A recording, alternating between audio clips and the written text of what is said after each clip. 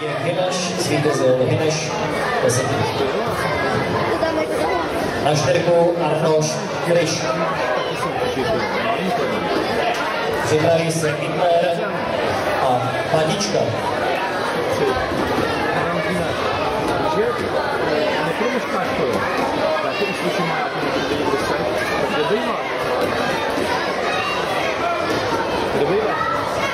Proč nejsi tam na Na tatami číslo 1 se připraví Zajíc a Třísko. Na dvojice skončilo utkání mezi Gregorem a Vlčkem. Zvítězil Gregor 10 body. Stala se tak vítězem této hodnostní kategorie. Další utkání se nastoupí Branišová Žilická.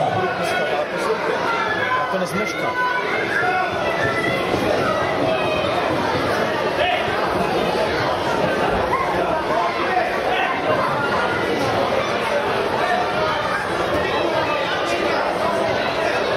Připraví se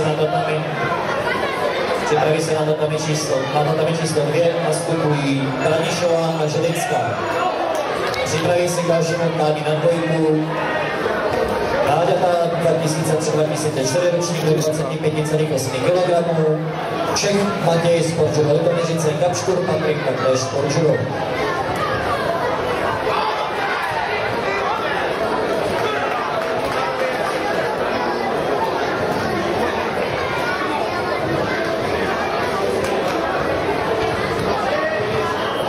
Na trojice skončilo utkání mezi Donkem a Bindrem. Zvítězil Bindr 5 body. Dalším utkání se nastoupí Horčičková Nikola a Suvý Ondřej.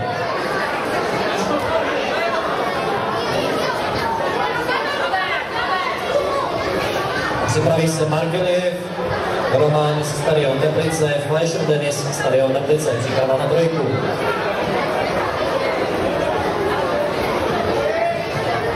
Hitler Matička, Volonce, Arnoš Filip, Kryš, zvítězil Arnoš 10.